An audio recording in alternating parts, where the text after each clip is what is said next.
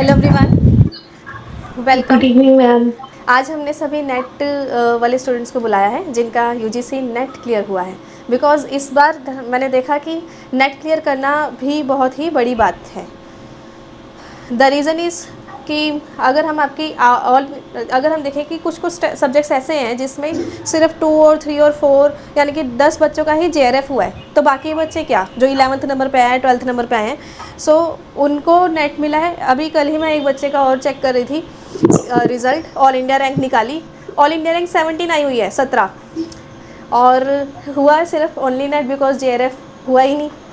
तो because of these things we can say कि it is very you know important कि हम लोग नेट को भी सेलिब्रेट करें, right. Hello everyone, I am Navdeep Kaur and आज हम डिस्कस कर रहे हैं यूजीसी नेट जेआरएफ के स्टूडेंट्स की सक्सेस स्टोरी।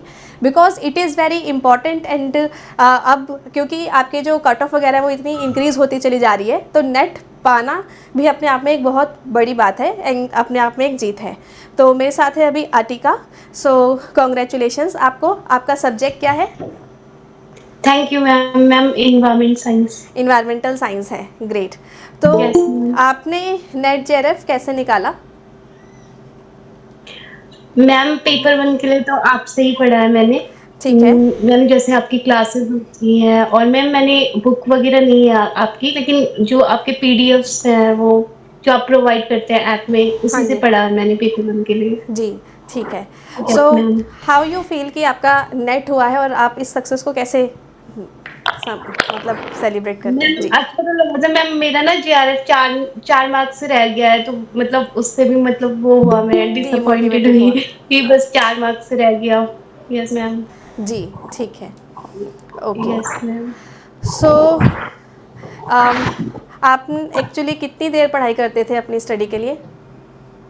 मैम ऐसे काउंट तो नहीं करती थी मैं, लेकिन हाँ जितना भी पढ़ती थी तो अच्छे से ही पढ़ती थी। मतलब अगर 4-5 घंटे 6 घंटे भी पढ़ना है तो अच्छे से ही पढ़ना है, मतलब डेडिकेट होके उस टाइम कुछ और नहीं सोचना, मतलब बस पढ़ाई करनी है। ठीक यस है, मैम। ठीक है, ठीक है। चलो अभी और हम, हाँ बोलो बोलो। यस। यस मैम, जो आप कहते थे ना टू डू लिस्ट बना दो अपनी, हाँ, मतलब नोटबुक में लिख दो जो भी तुम्हें करना है, टारगेट्स लिख दो, तो वो मैं करती थी रोज डेली का। तो यस मैम, उसने काफी हेल्प किया। ठीक है। So consistency, yes to do list and ये सब चीज़ें आपको हेल्प करी है नेट निकालने में। ठीक है। Now ma'am. Come to Ashima Singh ji. So congratulation Ashima. And what is your subject? Ma'am, my subject is geography. Ma'am, it's Ashmita. Ashmita, okay. So hello Yes, Ashmita ma'am. Singh. So Ashmita ji, आपने यूजीसी नेट जेआरएफ के लिए कैसे स्टडी किया? मैम हम लोग गूगल मीट पे link generate करते थे, फिर 8 आवर्स का हमारा रोज का रहता था कि 6 to 8 मॉर्निंग में, फिर थोड़ा टाइम हम आफ्टरनून में पढ़ते थे, फिर कुछ टाइम हम इवनिंग में पढ़ते थे। जैसे लाइब्रेरी में सब नहीं पढ़ पाते हैं, तो हम लोग यूजुअली गूगल मीट पे पढ़ते थे। और पेपर वन मैंने पूरा आपसे तैयार करा था। जो बेसिक कंसेप्ट था, मुझे कुछ नहीं पता था पेपर वन का, ठीक बट है, मैंने पहले आपका कोर्स लिया था, फिर उसके बाद मैंने क्रैश कोर्स के थ्रू रिविजन किया था लास्ट में। ठीक है। तो आपने मेरे कोर्स से क्या टेस्ट सीरीज़ वगैरह भी अटेम्प्ट करी थी, प्रैक्टिस करी थी? नो मैम मैंने सिर्फ कंसेप्चुअली चीज़ों को पढ़ा था। अपने आप क्वेश्चंस लग रहे थे, जैसे मैम आप क्लास में बोलते हो ना कि जो आप क्वेश्चंस करोगे मेरी आवाज़ इको कर रही थी, तो हम क्वेश्चंस करते टाइम अपने आप आपकी आवाज़ इको करती थी। तो सिर्फ आपकी वीडियोस देखने से ही बहुत हेल्प मिल रही थी। ठीक है, ठीक है, चलो वेरी गुड जी। So now come to Saida Raja Raja ji. Syed so Raja ma'am, good evening. Good evening. हाँ जी, एंड आपका सब्जेक्ट मैम, क्या है? जी। मेरा सब्जेक्ट मैनेजमेंट है मेरा। जी। कोर्स कोड 17 है मैम मेरा। तो मैं उतना डेडिकेटेड नहीं कर पाता था मैम। लास्ट आवर पे मैंने स्टार्ट किया क्योंकि मेरा रिसर्च वर्क से टाइम नहीं मिल पाता था। मैं एक इग्नू का रिसर्च स्कॉलर हूँ मैम। Very good. आप इग्नू से तो पीएचडी कर रहे हो? हाँ जी मैम, मेरा ये सेकंड ईयर अभी है। मेरा टाइटल वगैरह सारा फाइनल हो चुका है, सेकंड प्रोग्रेस रिपोर्ट मैं दे चुका हूँ मैम। जी। तो थोड़ा सा रिसर्च वर्क की वजह से मैं रेगुलर हूँ, तो थोड़ा सा टाइम कम मिल पाता था। बट मैम आपका जो भी मैं क्लास करता था कंसिस्टेंटली, रेगुलर करता था। और जो जो आपने जैसे आपने हमें गाइडलाइन रोड मैप बताया था, मैंने आप या एक या दो बार आपसे कॉल करके रोड मैप भी पता किया था। हाँ मैम कैसे हम करें, कुछ रास्ता बताओ आप। हाँ, तो क्या उसी समझ तरह आया मैंने उससे? किया और कंटिन्यू मैं वो टेस्ट सीरीज लगाया और पीवाईक्यू किया। और मैम रात का जब भी टाइम मिलता था तो आपका वो पेपर फर्स्ट वाला 10 बजे वाली क्लास में अटेंड करता था मैम। ठीक है। तो और आपने 9 क्लासेस से क्लास भी ली है, और जो हमारी नाइट की फ्री क्लास होती है एमसीक्यूज़ वाली, वो भी अटेंड करी है, टेस्ट हाँ सीरीज़ भी जी लगाई जी। है, जी राइट? जी मैम, आपका मैंने बुक भी रेफ़र किया था मैम, पेपर बुक, सेकंड का और पेपर फर्स्ट का। तो जब जब टाइम मिलता था मैम उससे मैं रिवाइज करता था मैम। ठीक है। तो मैनेजमेंट सब्जेक्ट के लिए यू थिंक कि that is worth it? Yes yes ma'am, काफ़ी बेहतर सब्जेक्ट है मैम, और बुक भी काफ़ी में यूजफुल रहा मेरे लिए मैम। ठीक है। और जो पीवाईक्यू लास्ट में आपने ऐड किया था मैम, वो काफ़ी मतलब उसमें से काफ़ी क्वेश्चन मैम आए थे। और जी मतलब काफ़ी कहा जाए तो सब्जेक्ट मैम काफ़ी वर्दी रहा आपका, जो कंटेंट था जो भी जी, था। ठीक है। क्योंकि इतना कम समय में जब मेरे जैसा आदमी कर सकता है तो मैम जो बच्चे रेगुलर पढ़ रहे हैं मैम, उसके लिए तो आप। नहीं, आप अपने आप में बहुत इंपॉर्टेंट काम कर रहे हो, ऑलरेडी पीएचडी कर रहे हो, तो डेफिनेटली आप उस लेवल पे तो हो ही। बट हाँ, आप ये कह रहे हो कि टाइम मैनेजमेंट इतना ज़्यादा नहीं मिल पाया था, लेकिन इतने कम टाइम पे भी आपने निकाल लिया, तो डेफिनेटली जी बाकी मैम। बच्चे भी कर सकते हैं, है ना? तो यही जो मैम मैनेजमेंट की बुक है, इसके अंदर ही लास्ट में वो यस बता मैम। रहे हैं एमसीक्यूज़ है, उससे भी प्रैक्टिस करी थी और जी उससे जी भी काफ़ी मैम। आए थे। जी हाँ जी, प्लीज़ चलिए बताइए। मैम, थोड़े से के लिए मेरा जेआरएफ नहीं हो पाया, बट हाँ मैं खुश हूँ मैम कि मतलब जहाँ नेट नहीं था तो वहाँ पे मेरा हाँ नेट क्वालिफाई हुआ। बट मैं आगे भी मैं प्रैक्टिस करूँगा मैम, आई होप अगले चांस से मैं नेट जेआरएफ क्वालिफाई कर जाऊँ मैम। जी। और सो मैम हाँ, इसका सारा क्रेडिट आपको जाता है मैम, लिटरली यहाँ पे कुछ लिखने वाला चीज़ नहीं है, बट अगर लिखने का होता तो मैं आप लिख को दे देता मैम। सारा आपका ही देन है मैम कि यहाँ जी तक मैं आ पाया मैम। जी, थैंक यू तो so much and keep growing, ऐसे ही आगे बढ़ते रहो। सो अभी एटलीस्ट ये हुआ है कि एक परमानेंट के लिए नेट चाहिए था, जो लाइफ टाइम आपके लिए एक जी चीज़ मैम। बन गई है कि भाई मैं प्रोफेसर बन सकता हूँ, क्योंकि प्रोफेसर बनने के लिए कम से कम नेट चाहिए, और वो लाइफ टाइम आपकी श्योर श्योर एप्लीकेबल मैम। होता है उसके लिए। मैम हाँ मेरे साथ 2-3 बार ऐसे कोइंसिडेंस हो चुके थे, मेरा 2-3 बार एज ए गेस्ट लेक्चरर के लिए मतलब सिलेक्शन हो पाया था। हाँ बट वही नेट के वजह से मैं रिग्रेट कर जाता था, बार बार वही गेट पे पहुंच के वहीं से मतलब वापस आ जाना कि नेट नहीं है, बहुत रिग्रेट होता था मैम।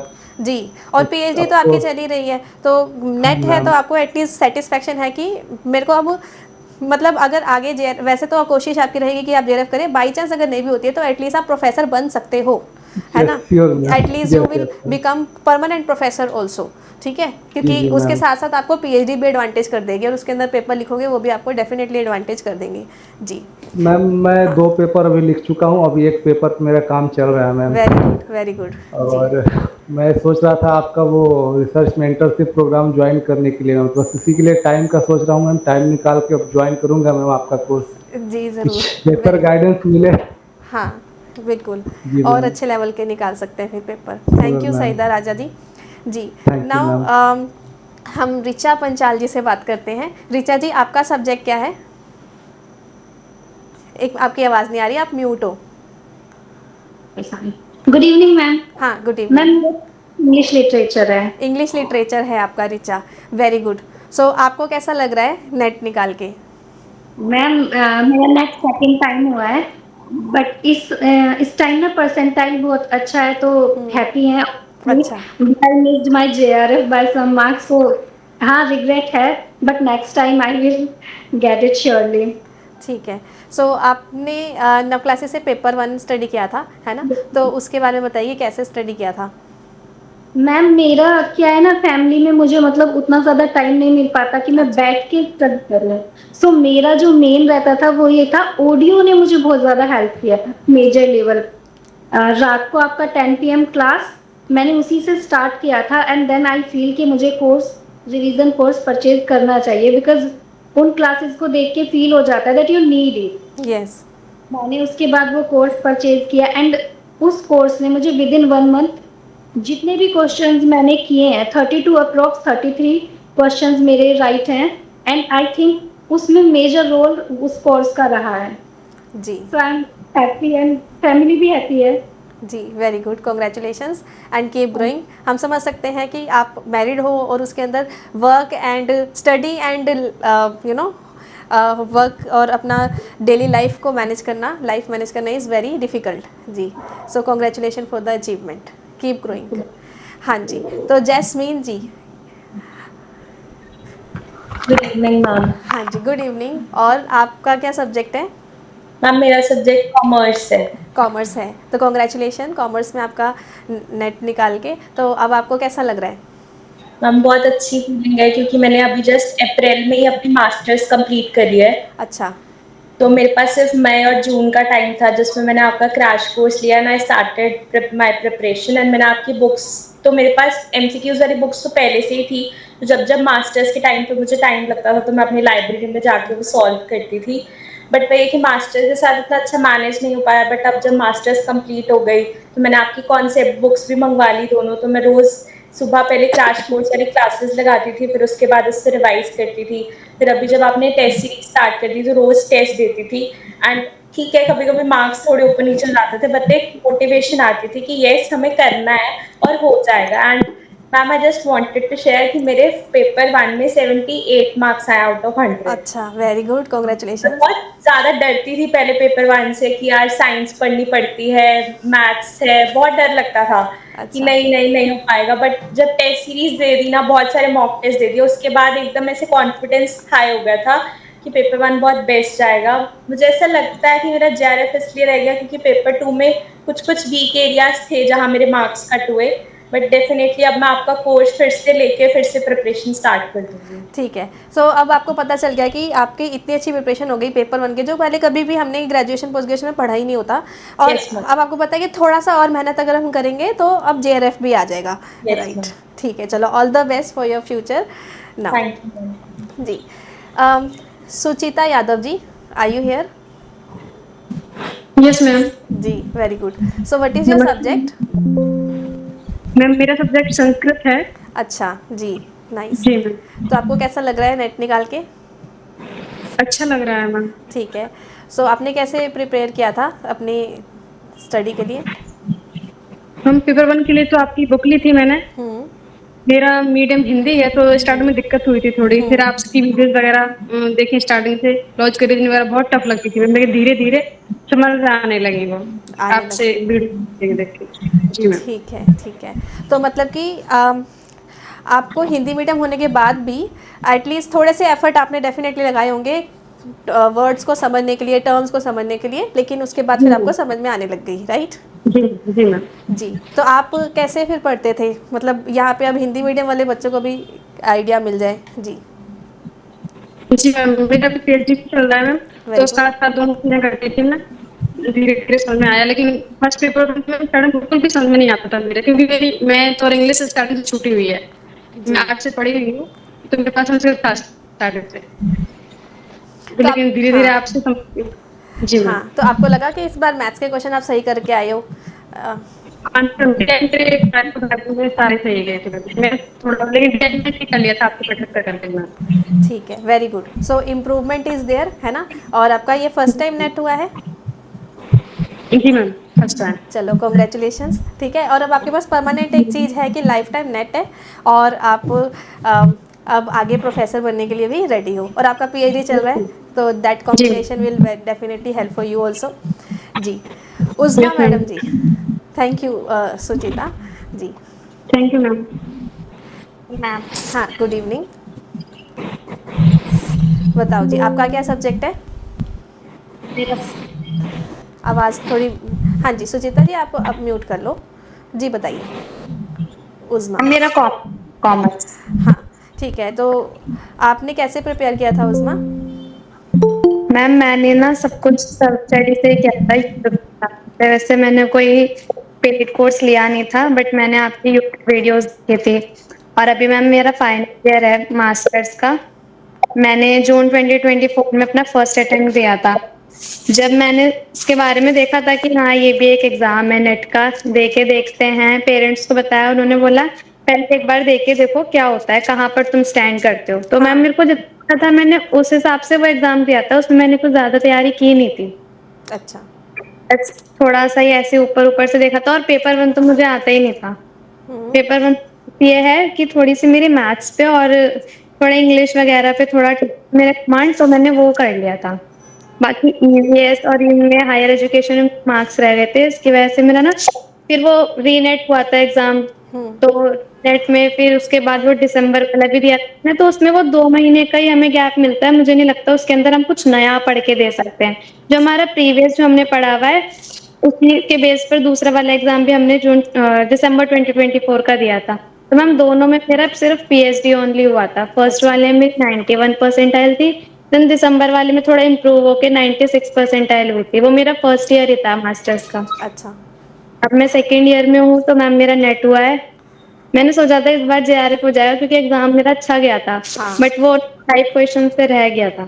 5 क्वेश्चन से रह गया और फिर एक्चुअली कट ऑफ भी आगे चलेगी, है ना? हाँ, लगता नहीं था कि इतनी कट ऑफ जाएगी, क्योंकि मैनेजमेंट की कट ऑफ तो हाई जाती थी। हाँ, लगता ऐसा था कि कॉमर्स की हाँ 210 तक जाएगी, ये तो पिछली 224 बार ही से कितनी गई निकलेगी। थी? वो इसलिए क्योंकि एक्चुअली हम क्वेश्चन सॉल्व भी कर रहे थे क्लास में भी, तो बच्चे कह रहे इतना आसान पेपर आया था। एक्चुअली क्वेश्चन पेपर भी इजी था, जिसकी वजह से हमें लग रहा था कि हमारा अच्छा हुआ है। ठीक है, यस मैम। तो ज़्यादा मतलब हमें अब कोशिश ये करनी चाहिए, कट ऑफ पे ध्यान तो बिल्कुल नहीं देना चाहिए, बिकॉज कट ऑफ आपको नहीं पता 14 मार्क्स आगे चले गए इस बार। नेक्स्ट टाइम क्या पता कितनी चली जाए या कम हो जाए। कट ऑफ डिपेंड करती है क्वेश्चन पेपर पे कि क्वेश्चन पेपर कितना इजी है, तो उसकी वजह से वो हाई चली जाएगी। अगर वो डिफ़िकल्ट होता तो वो कम हो जाती। राइट यस जी। So finally congratulations. अभी आप मेरे रिसर्च वाले कोर्स में हो ना शायद? मैम, फिर मैंने सोचा अब तो मुझे पीएचडी के लिए कटना ही है आगे, तो फिर मैंने आपका इंटर्नशिप वाला कोर्स लिया था। हाँ, अभी और मेरा जो मैंने पेड लिया मैंने आपको लिया। जी, ये अभी मैं आपका पहला कोर्स है जो आपने पेड में लिया है। ठीक है, तो आई थिंक आपने डेजर्टेशन बनाई है इससे, है ना? जी मैम। जी, चलो ऑल द बेस्ट। वो वहाँ पर रिक्वायरमेंट है क्योंकि रिसर्च हमें अपने आप आ नहीं सकती, कहीं ना कहीं सीखना तो पड़ता ही है। ठीक है, क्योंकि हमने खुद भी सीखा है डेफिनेटली। जी, थैंक यू उस्मा। आसिमा जी कुछ बता रही है, रेज द हैंड किया हुआ उन्होंने। मैम मैं अस्मिता। ये कह रही थी जैसे हाँ, अस्मिता मैम मैं ये कह रही थी जैसे अगर किसके पास बहुत कम टाइम भी है तो भी आपके कोर्स के थ्रू वो प्रिपेयर कर सकते हैं। जैसे लास्ट टाइम मेरा एमए कंप्लीट हुआ था, जून में एग्जाम था, तो उस टाइम जस्ट मई में मेरे एग्जाम्स हुए थे, मेरे पास सिर्फ 1 मंथ था और मैंने कभी भी पेपर 1 नहीं पढ़ा था, मेरे को बिल्कुल नहीं पता था, तब भी मेरा 99.37 परसेंटाइल से क्लियर हो गया था। तो अच्छा उस टाइम भी मैंने सिर्फ आपका कोर्स देखा था एक बार 2 की स्पीड में, फिर उसके बाद क्रैश कोर्स पूरा याद करा था। और इस बार मैंने तब से लेकर अभी तक वापस से कुछ रिवाइज नहीं किया था, दूसरे एग्जाम्स दे रही थी, लास्ट में 20 डेज में मैंने आपका कोर्स क्रैश कोर्स लिया, उसको ही अच्छे से रिवाइज करा और वापस मेरा स्कोर 99.37% आया था। जी जी। तो अगर आपके पास लिमिटेड टाइम है तो एटलीस्ट आप कोर्स को सुन लो। फिर रिचा ने भी बताया कि उनके पास भी मतलब डिफरेंट काम होते हैं, इस वजह से वो पूरा टाइम देख नहीं सकती, तो एटलीस्ट उन्होंने कानों से सुना है, दैट हेल्प हर ऑल्सो। ठीक है, तो ऐसे मेरे पास और भी बच्चे आते हैं कि जो कहते हैं मैम हम लोग तो सिर्फ कान में रील लगा के, मतलब रील की जगह पे क्लास लगाकर सुनते रहते हैं और दूसरे काम करते रहते हैं, जिसकी वजह से एग्ज़ाम में वो चीज़ें याद आ जाती हैं और सेट हो जाती है। जी, सो एनीथिंग एल्स आप में से कोई भी कुछ शेयर करना चाहते हैं? मैम वन मोर थिंग, जैसे आपकी जो बुक है ना हाँ जी। कॉमर्स में, तो उसके पीछे जो एक्सपेक्टेड एमसीक्यूज दिए होते हैं ना, Yes. वो सबसे ज्यादा बोनस कहते हैं ना, जिसको हम लास्ट के 10 डेज में वो बोनस की तरह काम करते हैं। लास्ट के 10 डेज में आप उनको रिवाइज करो, प्रैक्टिस करो, तो बहुत कॉन्फिडेंस आ जाता है कि हाँ ये टॉपिक्स हमारे कवर हो गए अच्छे से। जी, क्योंकि मैंने आपने अच्छा पॉइंट बोला कि मैं एक्सपेक्टेड क्वेश्चंस भी देती हूँ, कोर्स के अंदर भी है और बुक के अंदर भी है, मेरी क्वेश्चन बैंक के अंदर। तो एक्सपेक्टेड एमसीक्यूज़ मैंने बनाई ऐसे कि हर एक टॉपिक में से, एक टॉपिक है, एक यूनिट है, उसमें हर एक टॉपिक में से आपका कोई ना कोई क्वेश्चन बना हुआ है, ताकि क्वेश्चन करो तो टॉपिक अपने आप साथ में रिवाइज होते चले जा रहे हैं। जी हाँ जी, चलो ठीक है। सो कुछ और डिस्कस करना है किसी ने, कोई मोटिवेशन या समथिंग अगर आप लर्नर्स को देना चाहो तो? बस मैम मैं एक मोटिवेशन छोटा सा देना चाहूँगा कि बी कंसिस्टेंसी मैम। क्या होता है कि स्टार्टिंग में जैसे कि कोई पढ़ाई हम शुरू करते हैं मैम, 2 दिन 4 दिन पढ़ते हैं, फिर थोड़ा सा गैप लेने का मन करता है, बट ये नहीं होना चाहिए मैम। कंसिस्टेंसी, अगर हम पढ़ाई कर रहे हैं तो कंसिस्टेंसी मेंटेन होनी चाहिए मैम, तब जाके कोई सफलता हाथ में आती है मैम। ये तो हर एक पर्सन ने बताया है जो भी मेरे पॉडकास्ट में आया, कंसिस्टेंसी चाहिए। आप बीच बीच में अगर भटक गए हो तो फिर कोई दूसरा टाइम निकालो, अपने सपनों के लिए आपको टाइम निकालना पड़ेगा। जी प्लीज़। बिल्कुल बिल्कुल मैम, बिल्कुल मैम, क्योंकि डिस्ट्रैक्शन तो आते रहते हैं बट कंसिस्टेंसी बनानी पड़ती है मैम। जी, थैंक यू सो मच। हाँ थैंक यू। जी, सो अब ये बात, हाँ मैम एक्चुअली जो मुझे फील हुआ, मतलब जो आपको मतलब और बाकी जितने भी टीचर्स हैं इस कैटेगरी में उससे डिफरेंट बनाती है, और प्लस पॉइंट जो हम स्टूडेंट को मिलता है वो न्यू टॉपिक्स जैसे एग्जाम के अंदर वो दे रहे थे, आप उनको कॉन्टिन्यूसली हमें प्रोवाइड करा रहे थे सारे टॉपिक्स डीपली, जी तो वो बहुत ज्यादा हेल्प करता है, हमें फील होता है कि हाँ कुछ जाएगा, हम पीछे नहीं है। हम पीछे नहीं हैं। जी, सो कंटिन्यूअसली आपको भी पता है कि अभी भी जैसे मेरी क्लासेस अगर आप लगा रहे हो या चल रही है, तो उसके अंदर भी जो भी न्यू स्कीम्स आई हैं मैं वो सारी की सारी स्कीम्स वगैरह भी साथ साथ कराती रहती हूँ। तो मेरा जो करंट टॉपिक्स है मैं क्लास में साथ साथ ही इनको बताती रहती हूँ कि आज की ये न्यूज़ है, कल की ये न्यूज़ थी। हाँ, तो वो चीज़ें भी आपको काफ़ी बेनिफिट मिलती हैं। ठीक है, ये तो हो गई आप सबकी सक्सेस स्टोरीज। तो now anything you want me कि आपको मेरे से कुछ गाइडेंस चाहिए, क्योंकि अभी आपका नेट हुआ और आगे की जर्नी बाकी है, मे बी पीएचडी से रिलेटेड या फिर यूजीसी नेट जेआरएफ से related. I am here and I can discuss with you. जी ma'am I have mentorship programme so I am in that. हाँ, अच्छा आप हो उसमें, तो आपको अच्छा लग रहा है, उससे समझ में आ रहा है यस मैम। रिसर्च मेंटरशिप से? जी ठीक है, वेरी गुड। जी उसमें आप कुछ कह रहे थे? मैम मैं ये कह रही थी जैसे कि अब हमने पीएचडी के लिए अपना फॉर्म अप्लाई करा है, अब हम ऑप्शन होते हैं इसमें पार्ट टाइम और फुल टाइम। अब हम जेआरएफ के लिए करेंगे आगे तैयारी, तो मैम हमें पार्ट टाइम के लिए ऑप्ट करना चाहिए या फिर रेगुलर, और या फिर मैम ये चेंज कर सकते हैं हम आगे? कुछ यूनिवर्सिटीज़ में ऐसा होता है कि हमने अगर पार्ट टाइम के लिए ऑप्ट किया है और हमारा जेआरएफ आ गया तो हम उसको फुल टाइम में कन्वर्ट कर पाते हैं, और फिर तब अब हमारा जेआरएफ स्टार्ट हो जाता है। ठीक है, लेकिन ऐसे में एक प्रॉब्लम है, जैसे कि मान लो एक प्रोफेसर है जिनके अंदर आप पीएचडी कर रहे हो, ठीक है, तो उनके पास पार्ट टाइम की और फुल टाइम की सीट्स एलोकेटेड होती हैं। जैसे उनके पास 4 कैंडिडेट आ सकते हैं, अगर उनके पास 2 जेआरएफ के ऑलरेडी हैं और 2 पार्ट टाइम के हैं तो सीट नहीं है, तो फिर ये ऑप्ट करना मुश्किल हो जाता है, ऐसा प्रॉब्लम आ सकता है। ठीक है, लेकिन अगर उनके पास सीट होती है तो वो आपको ऐसा कन्वर्ट कर सकते हैं। ये यहाँ पर उनके सीट के ऊपर है। अब यहाँ पर चॉइस कैसे करना है वो ऑप्शन मैं बताती हूँ आपको। आप अपने आप को देखो कि क्या आप उसके साथ कोई और वर्क कर रहे हो, मतलब कि कहीं टीच कर रहे हो या कुछ और कर रहे हो, और इसलिए आप रेगुलर नहीं जा सकते, तो आप पार्ट टाइम में चले जाओ। और अगर आपको लगता है कि अभी मेरी जर्नी ठीक है, चल रही है और मैं रेगुलर भी जा सकती हूँ, तो आप रेगुलर वाला ऑप्ट कीजिए। और अगर आपका जेआरएफ नहीं हुआ, मेरे पास दूसरा ऑप्शन भी है, आप पीएचडी का फॉर्म ही उस यूनिवर्सिटी में भरो। ज़्यादातर जितनी भी स्टेट यूनिवर्सिटीज़ है ना, सब में रेगुलर में भी स्टाइपेंड मिलता है। इवन मेरी जो NSUT है उसमें भी मिलता है, वो भी 45,000 रुपीज़, सिर्फ नेट वालों को भी। तो आप लोगों को फॉर्म भरते समय बहुत आंखें खोल के ध्यान रखना है कि उसमें यूनिवर्सिटी रिसर्च फेलोशिप अवेलेबल है। तो जिसके पास जेआरएफ नहीं है वो भी यूनिवर्सिटी पैसा देगी आपको पीएचडी करने का, तो आप उसमें रेगुलर करो, पर उसमें रेगुलर जाना पड़ता है। ठीक है मैम इसमें और सर मैनेजमेंट के लिए सीट्स होती हैं? मैं मैनेजमेंट से कर रही हूँ ना, मैं अपनी यूनिवर्सिटी का भी एग्जांपल आपको दे रही हूँ कि ऐसा है अवेलेबल। ठीक है, वैसे मैम जितनी भी सेंट्रल यूनिवर्सिटीज़ हैं उनमें तो चाहे आपका नेट है चाहे ओनली पीएचडी है, 8,000 रुपये पर मंथ तो मिलता ही है रेगुलर वालों को, उसमें कम है सेंट्रल में कम है क्योंकि उसकी फ़ीस भी कम है। और जितनी वो वाली यूनिवर्सिटीज़ हैं स्टेट यूनिवर्सिटीज़ या डीम टू बी यूनिवर्सिटीज़, उनमें ऑप्शन अवेलेबल होता है आपके पास कि आप यूनिवर्सिटी रिसर्च फेलोशिप में ऑप्ट करो, तो उधर जितनी नेट वालों की मिल रही है ना फेलोशिप, उतनी ही आपको भी मिल रही है। यहाँ पे 2 पार्टी हो गई अब, जेआरएफ देती है यूजीसी और वहाँ पर यूनिवर्सिटी देती है आपको रिसर्च के पैसे। ठीक है, यूनिवर्सिटी अपने फंड से देती है। जी मैम मैंने वैसे इग्नू से किया था अप्लाई, तो क्योंकि इग्नू के ही चल वहाँ रहे पे थे भी ना। आप देख सकते हो फॉर्म भरते समय कि अवेलेबल है कि नहीं। ठीक है, ओके और अगर थैंक फॉर्म में नहीं है अवेलेबल और बाद में कभी जेआरएफ हो सकता है, तो वहाँ पे आप अप्लाई कर सकते हो कि मुझे जेआरएफ में कन्वर्ट कराना है, अगर आपको पार्ट टाइम में ही करना है तो। ठीक है, हाँ जी बताइए, एनीथिंग एल्स? मैम जैसे हाँ। इग्नू से भी पीएचडी का ऑप्शन होता है, तो मैम ऐसे सब कहते हैं कि इग्नू से अगर पीएचडी करते तो इतनी वैल्यूएबल नहीं होती है, गलत तो बात क्या कहते हैं, ट्रू है? आपके साथ बैठे हैं साइदा राजा। ठीक है, और मेरे बहुत सारे स्टूडेंट्स हैं जो इग्नू से पीएचडी कर रहे हैं, और इग्नू A++ है, यानी कि ये जो नॉर्मल यूनिवर्सिटी होती है, स्टेट यूनिवर्सिटी, सेंट्रल यूनिवर्सिटी, इनके भी A++ रैंकिंग नहीं होती काफ़ियों की। ठीक है, तो A++ it is equivalent to AICTE degree. And वहाँ पर इग्नू में सबसे बड़ी बात है कि वो रेगुलर मोड के ही आपको वो देते हैं PhD की, और वहाँ पर एक्चुअली कोर्स वर्क में भी आपको पढ़ाया जाता है और अच्छा है।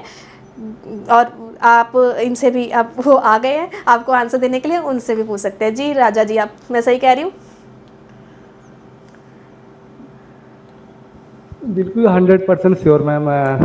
सेंट्रल यूनिवर्सिटी है और आई थिंक इग्नू पहले एक ओपन यूनिवर्सिटी की रेगुलेटर भी रह चुकी है मैम। तो ये ऐसे इस सब बातों पे हम लोग ध्यान ना दें, क्योंकि उसका प्रोस्पेक्टस नहीं हम लोग देख लेते हैं, क्योंकि कोई भी यूनिवर्सिटी ऐसे PhD नहीं करा सकती है मैम। ठीक है, तो वो तो आपको इग्नू भी वो बेस्ट है मैम, ऑनलाइन क्योंकि करवा ही नहीं बहुत रही है, लोग वो करते पार्ट हैं टाइम और मैम। रेगुलर ही करा रही है, जो कि बाकी यूनिवर्सिटीज़ भी कराती है। ठीक है, तो बिल्कुल वैल्यूएबल है जी। मैम पार्ट टाइम का मतलब ये नहीं होता है कि आप एकदम जाओ ही ना। जब DRC हो तो आपको भी आना जाना पड़ेगा, पड़ेगा। फुल टाइम कोर्स वर्क आपको करना ही पड़ेगा। पार्ट टाइम का मतलब ये नहीं कि एडमिशन ले लिया, जैसे UG PG में हम लोग करते हैं कि एडमिशन ले लेते हैं बस एग्जाम देने जाते हैं, ऐसे नहीं होता है मैम।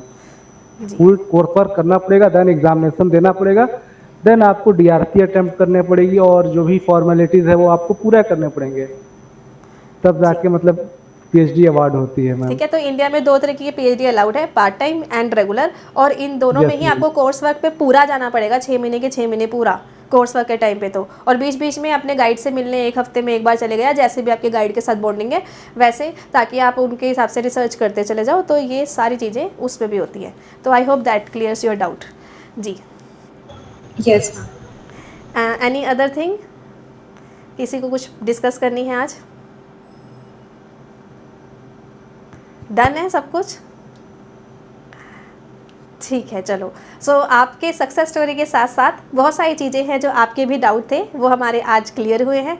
ठीक है, so finally thanks to everyone for being part of this podcast. And आपके साथ साथ बाकी स्टूडेंट्स को भी डेफिनेटली मोटिवेशन मिलने वाला है। और जो फ्रेंड्स देख रहे हैं वो ज़रूर कमेंट में बता दीजिएगा कि आपका क्या निकला था इस बार, PhD ओनली नेट या फिर नेट एंड JRF, और आपको आज के पॉडकास्ट से क्या सीखने को मिला।